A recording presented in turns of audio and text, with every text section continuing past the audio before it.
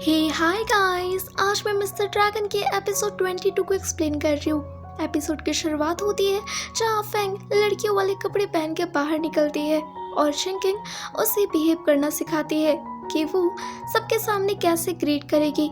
तभी वहाँ पर ड्रैगन किंग यूची आ जाता है और जब वो फेंग को ऐसे कपड़ों में देखता है तो उसे पिछले जन्म की बात याद आती है।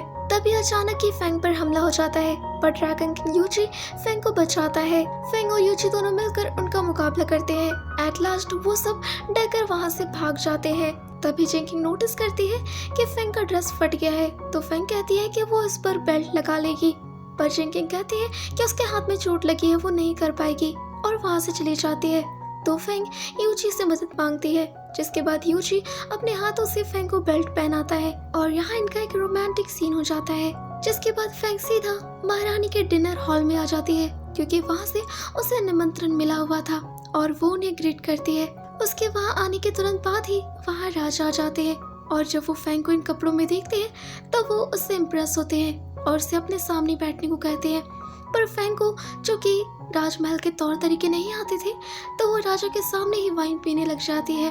जब उसे एहसास होता है कि उसने गलती की है तो वो उनसे माफी मांगती है, पर कुछ देर बाद ही वो सभी के सामने डकार ले लेती है, जिससे राजा का अपमान होता है।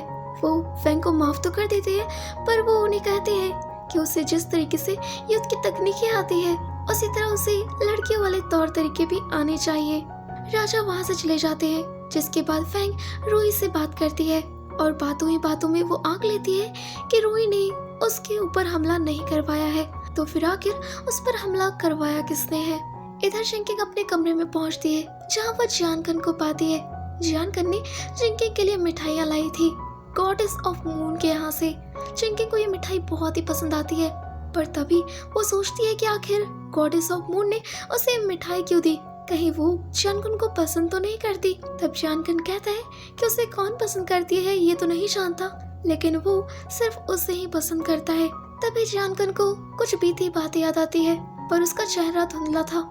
जियानकन चिंकिंग के मिट्टी और स्कार को देखता है और तभी उसे अपना पास्ट याद आता है कि वो बहुत ही घायल था और वो किसी सोल को अपने पावर से डार्क होल के बजाय व्हाइट होल में भेज देता है।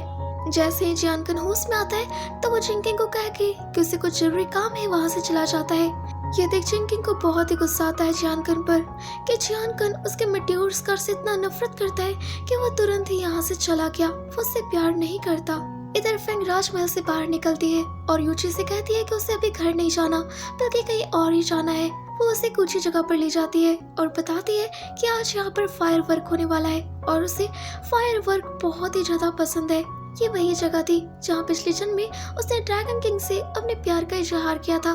फायर वर्क शुरू हो जाता है। ये देख फेंग बहुत ही खुश होती है और जब वो ड्रैगन किंग से पूछती है तो ड्रैगन किंग कहता है कि उसे ये बिल्कुल भी पसंद नहीं। ये सुन फेंग को बहुत ही बुरा लगता है और उसे लगने लगता है कि यूची ड्रैगन किंग नहीं है और वो उदास होकर वहाँ से चली जाती है। वो सीधे घर पहुँचती है और यूची से कहती है कि वो उसके मेंशन के बाहर चला जाए। रात में जब फेंग सो रही होती है तो उसे एक बहुत ही बुरा सपना आता है। वो देखती है कि जब वो ड्रैगन पर बैठकर उड़ रही होती है तो अचानक ही वो नीचे गिर जाती है। इधर यूची महल के बाहर खड़ा होता है और वो दीवार को छूकर फेंग का एहसास कर रहा होता है। तभी उसके हाथ और गले में लाल रंग के निशान आने लगते हैं और ये इसलिए था क्योंकि उसने 40 दिनों के अंदर अपनी पावर को यूज कर लिया था। अब अगली सुबह फेंग युद्ध का अभ्यास कर रही थी। तभी चिंकिंग उसके पास आती है और बताती है कि उसके ऊपर जो हमला हुआ था उसे पता चला है कि वो हमला गो मेंशन के लोगों ने करवाया है, यानी कि मिनिस्ट्री ऑफ जस्टिस के आदमियों ने, तो उसे उन्हें सजा देनी चाहिए। पर फेंग कहती है कि ये कोई बच्चों का खेल नहीं है, उनके पास कोई सबूत नहीं है, तो वो ऐसा नहीं कर सकते, बल्कि उन्हें रुककर उनके अगले वार का इंतजार करना होगा।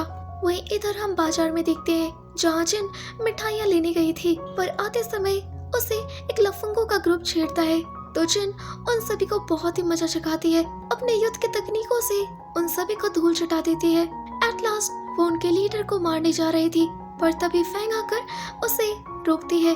फेंग और जिन के बीच लड़ाई होता है और इसी बीच उनके बचपन के दृश्य सामने आते हैं। वो दोनों एक दूसरे का हाथ मिलाते हैं और हमें पता चलता है कि ये दोनों तो बचपन के दोस्त हैं। ये दोनों ही इतने सालों बाद एक दूसरे से मिलकर बहुत ही ज्यादा खुश थे। फेंग जिन को कहीं पर चलकर बात करने को कहती है। दोनों एक जगह बैठ जाते हैं। फेंग जिन के युद्ध के स्किल की काफी तारीफ करती है कितने सालों में उसने अपने स्किल को बहुत ही अच्छे से निखारा है। वहीं जिन फैंग पर तंज कस देती है कि वो अब तक बदली नहीं है, जैसे वो बचपन में थी वैसे ही अभी भी है और उसका लक्ष्य वो बहुत ही बुरा है। जिनकी बातें सुन फैंग कहती है कि इस चारों लोगों में सिर्फ वही है जो उसके बारे में ऐसा कहती है। और यहीं पर यह एपिसोड खत्म हो जाता है। तो गाइस, आई होप कि आपने इस एपिसोड को एंजॉय किया होगा। तो वीडियो को लाइक और चैनल को सब्सक्राइब किए बिना अगले वीडियो को मत देखिएगा। मिलेंगे अगले एपिसोड में। Bye bye.